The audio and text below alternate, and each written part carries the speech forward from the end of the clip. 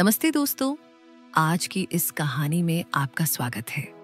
मेरा नाम दिया है। जब मैं कॉलेज में पढ़ती थी तो मेरे सभी दोस्त मुझे देखकर जलते थे, क्योंकि मैं इतनी सुंदर और सजी धजी रहती थी। अब मेरी शादी को न साल हो गए हैं और मैं नोएडा में अपने पति के साथ एक किराए के मकान में रहती हूँ। मेरे पति अमन एक छोटी सी कंपनी में काम करते हैं। वह बहुत अच्छे और प्यार करने वाले पति हैं। मुझे हमेशा खुश रखते हैं, संतुष्ट रखते हैं, लेकिन फिर भी अधिकतर समय वह अपने ऑफिस के काम में ही व्यस्त रहते हैं और कई बार देर से आते हैं। एक दिन जब वह ऑफिस से आए तो अपने ऑफिस के दोस्त कृष्णा को भी साथ लेकर आए। उन्होंने मुझे बताया, यह कृष्णा है, मेरे ऑफिस में काम करता है और यह अभी हमारे पास में ही एक रूम किराए पर लिया है। फिर मेरे पति रसोई में चले गए और मैं कृष्णा के पास बैठकर उससे बातें करने लगी।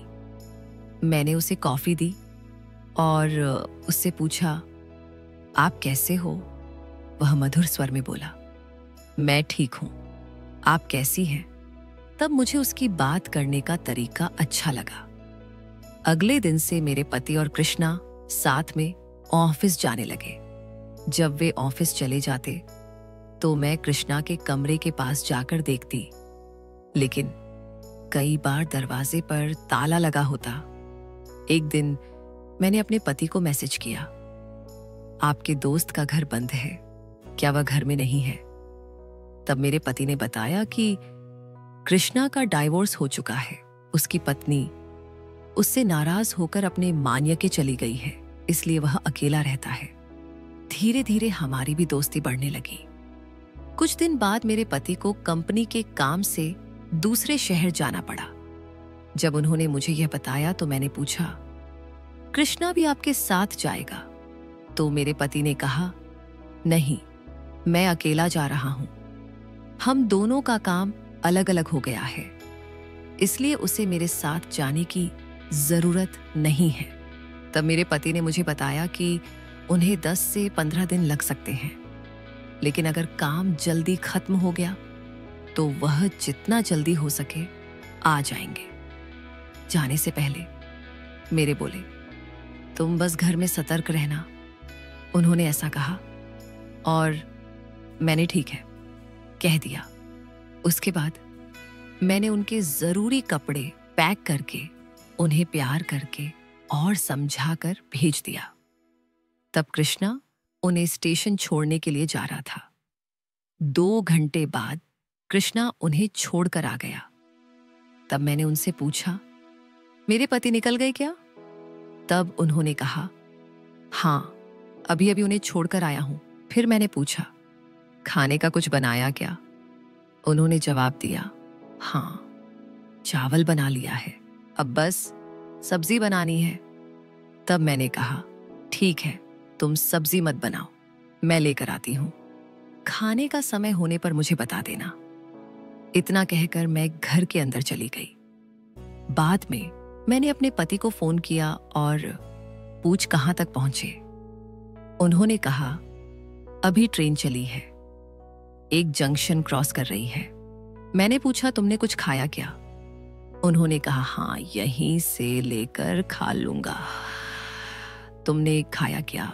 मैंने कहा, अभी मैं तुम्हारे दोस्त से बात करके आई हूं, उसे सब्जी बनाने की जरूरत नहीं है, हमारे घर से देखकर आ रही हूं। मेरे पति ने कहा, अरे वह खुद नहीं आएगा, उसे थोड़ा संकोच होता है, तुम जाकर दे आना। तब मैंने ठीक है कहकर पति से थोड़ी बात की और फिर कॉल काट दिया। उसके बाद एक बर्तन में थोड़ी सी सांबर लेकर मैं कृष्णा के घर की ओर चली। घर का दरवाजा खुला था तो मैं सीधा अंदर चली गई। कृष्णा सोफे पर बैठकर टीवी देख रहे थे, जैसे उसमें खो ही गए हो। मुझे ऐसे देखकर हंसी आ गई, क्योंकि वह एकदम से मूवी में खोए हुए थे। तब मैंने जोर से पुकारा, कृष्णा। तब वो चौंक कर एकदम टीवी बंद कर दिए। बोले, क्या हुआ? मैंने कहा, अरे सांभर दे रही हूं। तुम लेने नहीं आए इसलिए मैं ही लेकर आ गई। उन्होंने कहा, अरे हाँ, माफ करना, भूल गया, आओ बैठो। मैंने कहा, नहीं, मुझे और भी काम है। फिर मैं घर जाने वाली थी, इसलिए सांभर की पतीली उसे पकड़ने के लिए उसके पास गई। फिर जैसे ही मैंने उसकी पैंट की तरफ देखा, उसकी हालत का मुझे अंदाजा हुआ। वह बोला, बैठ जाओ भाभी, मैं जरा किचन से कॉफी बनाकर लाता हूँ। मैंने कहा, मैं जा रही हूँ, लेकिन उसने मेरी बात सुने बिना बोला, थोड़ा रुक जाओ, और सीधा किचन की तरफ चला गया। तब मैंने भी सांभर की पतीली रखने के लिए किचन का रुख किया। वहां कृष्णा कॉफी बना रहा था। जैसे ही मैंने पतीली रखी और वापस मुड़ी, उसी समय कृष्णा शक्कर लेने के लिए मुड़ा। अचानक से जैसे ही मैंने देखा, उसका हाथ मेरी कमर पर था।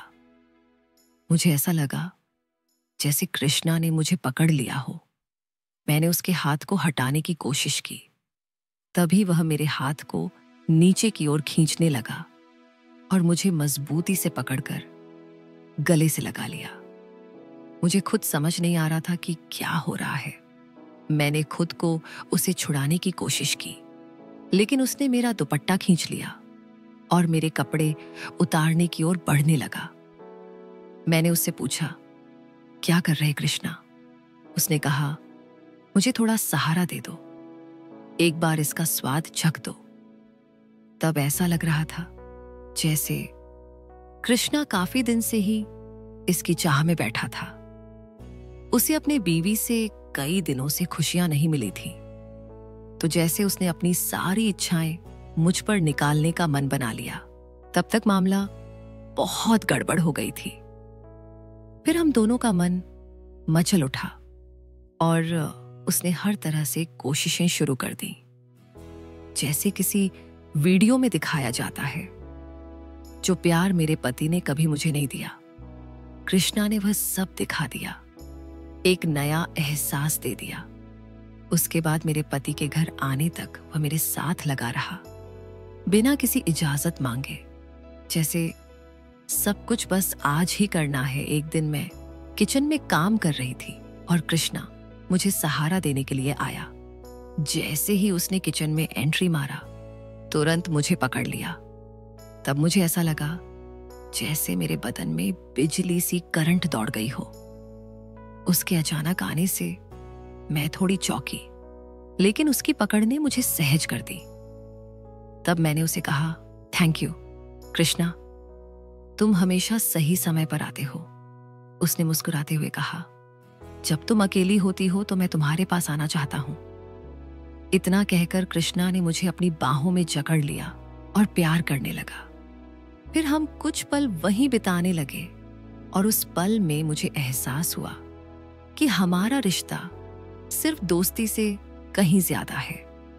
किचन में गर्मी और धुएं के बीच उस पल ने मुझे अपनी भावनाओं का एहसास कराया। फिर मैंने उसे अपनी बात समझाई। कृष्णा, कभी कभी मुझे लगता है कि हमें इस पल को और भी खूबसूरत बनाना चाहिए। तब उसने मेरी आंखों में देखा और कहा, सच में मुझे भी यही लगता है, लेकिन तुम्हारे पति से डरता हूं। उस दिन के बाद हम दोनों ने एक दूसरे के साथ समय बिताना शुरू किया। हमारे बीच की वह खास कड़ी और भी मजबूत होती गई। किचन की वह छोटी सी घटना हमारे जीवन में एक नए सफर की शुरुआत बन गई और इस तरह हमारी दोस्ती प्यार में बदल गई और हर दिन एक नई कहानी बनने लगी। तो दोस्तों, आज की कहानी यही समाप्त होती है। अगर आपको यह कहानी पसंद आई हो तो कृपया इसे लाइक करें और अपनी राय कमेंट में जरूर दें। अपने दोस्तों के साथ इस कहानी को शेयर करना ना भूलें। ऐसी ही और भी शानदार कहानियों के लिए हमारे चैनल को सब्सक्राइब करें और नए वीडियो की नोटिफिकेशन पाने के लिए बेल आइकन को जरूर दें। धन्यवाद।